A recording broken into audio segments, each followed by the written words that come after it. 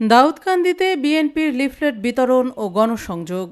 বিএনপির ভারপ্রাপ্ত চেয়ারম্যান তারেক রহমান ঘোষিত ৩১ দফা কর্মসূচি প্রচারের অংশ হিসেবে দাউদকান্দি উপজেলার বিটেশ্বর ইউনিয়নে লিফলেট বিতরণ ও গণসংযোগ কার্যক্রম অনুষ্ঠিত হয়েছে।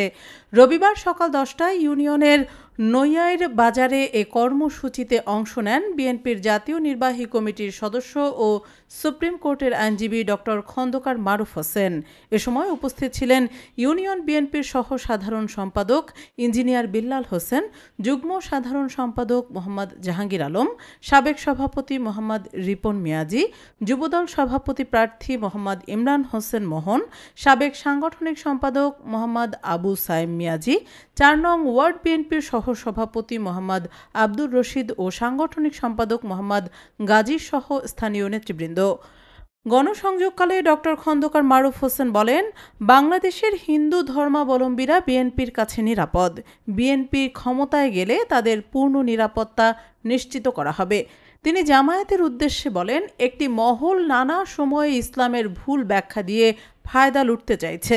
দাঁড়িপাল্লায় ভোট দিলে জান্নাতে যাওয়া যাবে এ ধরনের বিভ্রান্তিকর বক্তব্য দিয়ে গ্রামের সহজ সরল মানুষকে ভুল পথে চালিত করা হচ্ছে। অথচ আমাদের সর্বশেষ নবী হজরত মুহাম্মদ সাল্লাল্লাহু আলাইহি ওয়াসাল্লাম নিজেও নিশ্চিত করে বলেননি যে তিনি জান্নাতে যাবেন।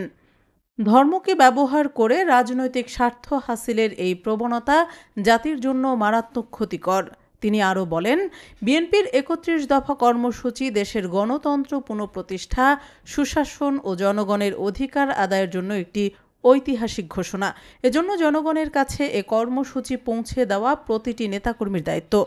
স্থানীয় বাজারে জনসাধারণের সঙ্গে কুশল বিনিময়, লিফলেট বিতরণ ও বিভিন্ন শ্রেণী পেশার মানুষের সঙ্গে মত বিনিময় করেন ডক্টর খন্দকার মারুফ হোসেন।